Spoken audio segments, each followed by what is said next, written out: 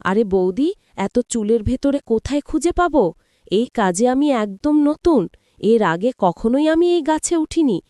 তুমি যদি গাছের আগাছা পরিষ্কার করতে, তাহলে হয়তো কাজটা করতে খুব সুবিধে হতো। আরে দেবরজি, এত তাড়াহড়োর কি আছে? একটু তো ধৈর্য ধরো। তোমার দাদা তো বাড়িতে নেই, অনেক সময় পাবে। আজ রাতটা তোমাকেই দিব।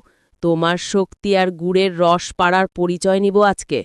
দেখব তোমার গাছে ওঠার ধরন, কেমন পারো তুমি গাছে উঠতে।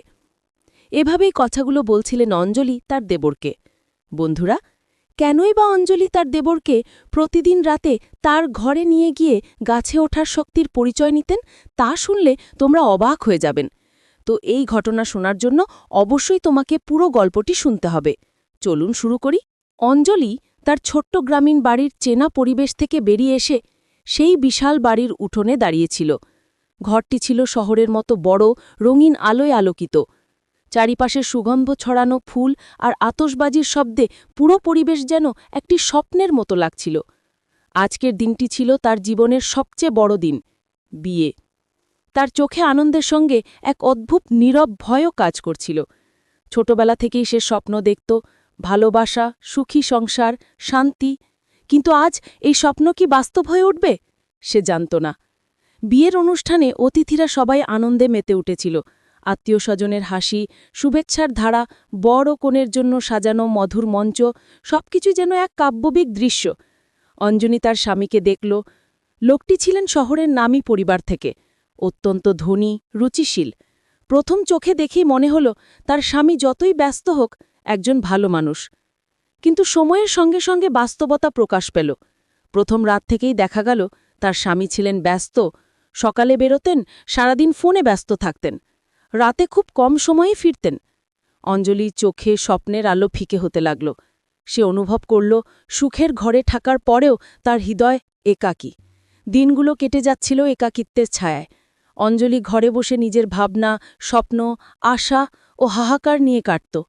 প্রথমে সে নিজেকে বোঝাত সময় মতো সব ঠিক হয়ে যাবে। কিন্তু দিন যতই কেটে যাচ্ছিল, তার আশা ও উদ্দীপনা ততই ম্লান হতে লাগল। একদিন সন্ধ্যায় অঞ্জলির দেবর, যে বয়সে প্রায় কাছাকাছি এবং মনে অত্যন্ত যত্নশীল, তাকে বলল, অঞ্জলি আপা, তুমি কি একা বসে আছো? আও, একটু বাইরে চলো। অঞ্জলি অবাক হয়ে তাকালো। কেউ কি তাকে আজ সত্যিই বোঝে? সে বেরিয়ে গেল। ছাদে বসে তারা আকাশের দিকে তাকালো। আকাশের নক্ষত্রগুলো যেন তাদের কথা শুনছে, চুপচাপ তাদের অনুভূতি ভাগ করছে। আমার মনে হয় তুমি একা। তুমি ঠিক বলছ, দেবর হেসে বলল। অঞ্জলি ধীর স্বরে বলল, হ্যাঁ, কখনো কখনো মন খারাপ লাগে। আমি চাই কেউ আমাকে বুঝুক। এই কথায় দেবরের চোখে মধুর আলো জ্বলল। সে অঞ্জলির হাত ধরে বলল, আমি আছি, তুমি আর একা নও। অঞ্জলির হৃদয় প্রথমবার সত্যিকারের উচ্ছ্বাস অনুভব করল। চোখে অশ্রু, মনে হাহাকার, সব মিলিয়ে এক অদ্ভুত অনুভূতি। সে বুঝতে পারল জীবন তার কল্পনার চেয়েও অনেক গভীর। কেউ তাকে সত্যিই বোঝে। এই মুহূর্তে অঞ্জলির মনে প্রথমবার ভালোবাসার স্পন্দন বাজতে লাগল।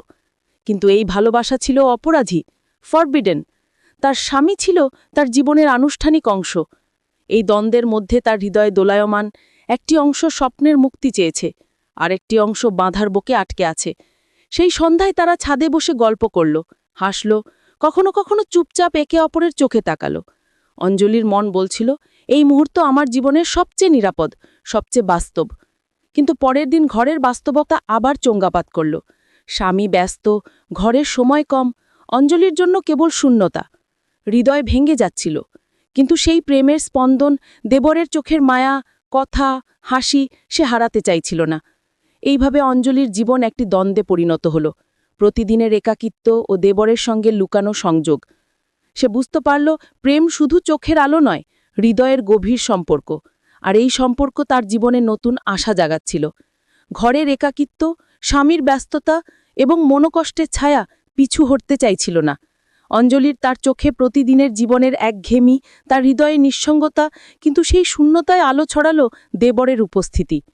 দেবর তার কাছে আসলো আরও বেশি সময় কাটাতে।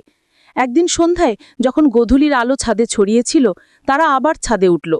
বাতাসে মিষ্টি ঘ্রাণ, দূরে গ্রামের ছোট্ট নদী এবং ধীরে ধীরে গোধূলির আভা যেন তাদের প্রেমের সাক্ষী। অঞ্জলি দেবরের কণ্ঠে তীব্র মায়া, অঞ্জলির চোখে অশ্রু, কিন্তু হাসি। আমি জানি না কি বলবো, শুধু মনে হয় আমার জীবন তোমার ছোঁয়ায় শান্ত। দেবর হাত বাড়ালো, তার হাত অঞ্জলির হাতে ছুলো। হৃদয় যেন এক অদ্ভুত স্পন্দনে দোলতে লাগল। বাতাসে তাদের হাসি, চোখে চোখে চুম্বনের অঙ্গীকার, প্রতিটি স্পর্শ, প্রতিটি মুহূর্ত যেন তাদেরকে একে অপরের কাছে টেনে আনে। কিন্তু এই সম্পর্ক ছিল গোপন। তারা জানত পরিবার ও সমাজের চোখে এটি ঠিক নয়। তারপরেও তাদের হৃদয় বলছিল এটি তাদের সত্যিকারের ভালোবাসা। কয়েক সপ্তাহ ধরে তারা নীরবে একে অপরের সঙ্গে সময় কাটালো। চুপচাপ হাসি, চুপচাপ কথোপকথন, কখনো হাত ধরার আনন্দ, সবকিছুই তাদের আত্মাকে জুড়ে দিচ্ছিল। অঞ্জলির মনে প্রথমবার এই অনুভূতি, সত্যিকারের ভালোবাসা, যা শুধু চোখে নয়, হৃদয়ে স্পন্দিত হচ্ছে। একদিন দেবর বলল, অঞ্জলি, আমরা আর এই নিয়মে আটকে থাকতে পারি না। আমি চাই আমরা একসাথে হই, সব ঝঞ্ঝাট ছেড়ে।